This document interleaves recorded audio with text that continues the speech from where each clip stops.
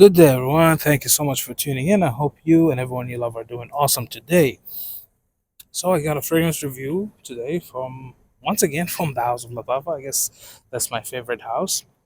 This one is called Vintage Castle. It's from their niche Emarati line. Okay, so let's talk about first of all, let's talk about the bottle. Now, the bottle, I personally like it. It's very very heavy. This thing feels almost like a brick, and it weighs like three, maybe 400 grams. That's close to a pound. That's quite a heavy bottle. Do not drop this on your foot. I'm telling you. But yeah, it's I like it. I personally like it. But with Middle Eastern houses, there's a fine line between tacky and cool. And every time Middle Eastern houses release something, they always walk that line. So either the bottle is going to be horrendous and awful, tacky as hell, or it's going to be cool. It depends on who you ask. For me, I think this one looks good. It's also not just that it's heavy. It's like designed. The design is nice. It looks like those old school Arab buildings that you might find in old Dubai city or the old Doha, for example.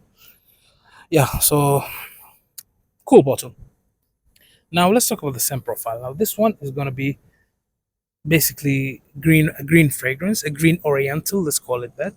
It's tons of patchouli. That's the main note or the main accord that you're gonna get.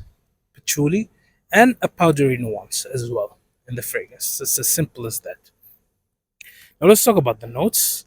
Top notes are gonna be patchouli, green notes, and iris. Mid notes are gonna be patchouli and mimosa. Mimosa, the flower, not the drink.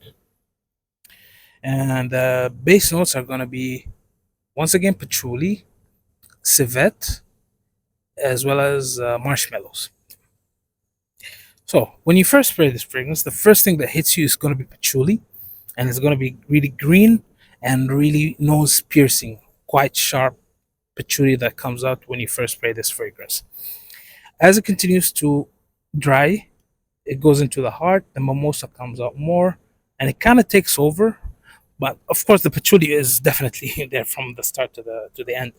But what I'm saying is the patchouli will start to take a backseat to the mimosa and to the powdery nuance. It almost like the fragrance starts at 100% patchouli.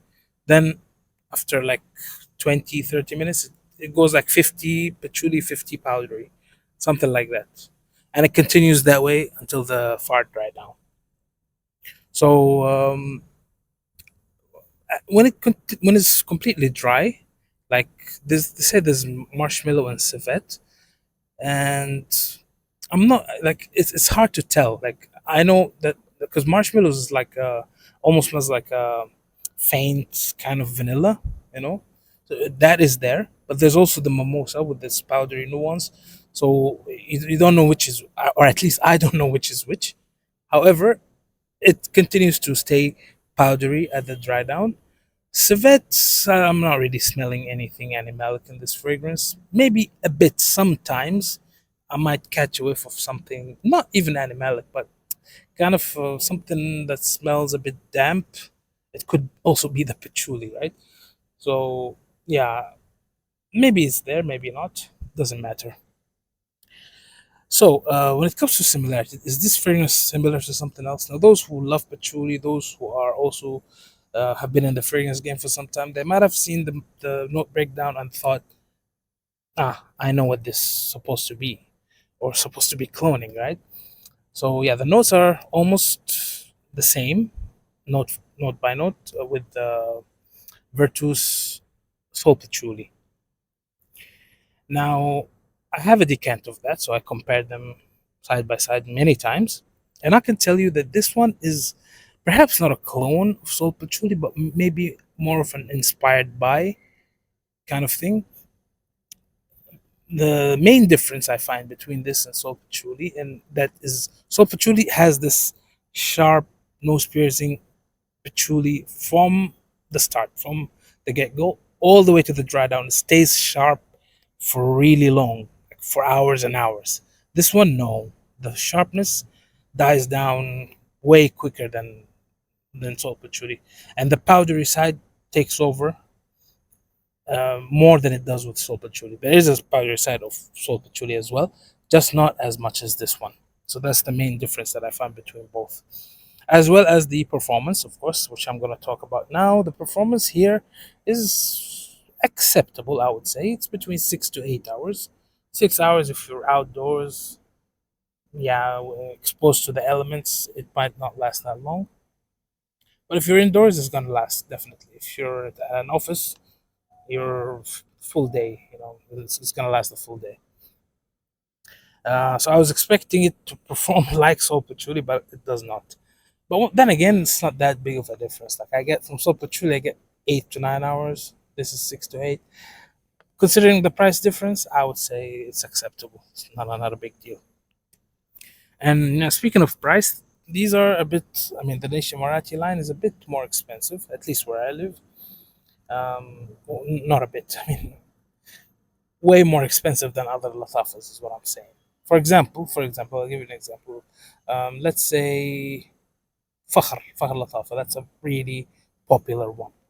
Here where I live in Malaysia, I can get it for like 13, 14 US dollars, maximum 15 US dollars, maximum. Right? So, but this one from the Nisha Marathi line and all that, it's like almost 70, 75 US dollars. Oh no, it's between 65 to 75. Let's say it's around that price. So there's a huge difference, if you compare it to other Latafas. But the quality here, of course, is great. The presentation is really good. They increase the price, but it's still affordable, and they're still gonna give you way more than they usually give with other fragrances. Okay, who can wear this fragrance? I think anyone who loves patchouli, men, women, young or old, doesn't matter. If you love patchouli, you're gonna love this, basically. However, if you're not a fan of patchouli, you just want to know in general, I would say it's a unisex fragrance, but maybe leans a little to the masculine side, and maybe mature people would appreciate it more. 30 plus would like this. When can it be worn? I think it can be worn anytime of year except for summer. It's also good for office. I think for office use, this is going to be really good, especially if your job, entail if you have some sort of authority in your job and you need people to listen to you. This fragrance will give you that kind of aura. Because it's earthy and powdery, so it's kind of like earthy and gentle at the same time. You know, really a really cool combination. I'm really enjoying this fragrance. Salt patchouli is so hard to find here. I'm not that hard to find. I'm gonna have to make some calls to get it. But yeah, it's gonna be like around 200 US dollars, or maybe 180 US dollars. That's quite a big difference in price. So yeah, I'm happy with this one, Vintage Castle. If you love patchouli, just get this one. You're gonna thank me for sure. I hope you enjoyed this review and got some new information about this fragrance. Now let me know in the comments. Have you tried it? Are you interested? Do you think you're gonna get it? Do you like salt patchouli, so you want to find an alternative? Maybe this one is good for you. Give it a try if you want. Thank you for watching. Subscribe, like, comment, all that good stuff. Let the algorithm know that this channel exists. All right. Thank you. I'll see you in the next one. Bye bye.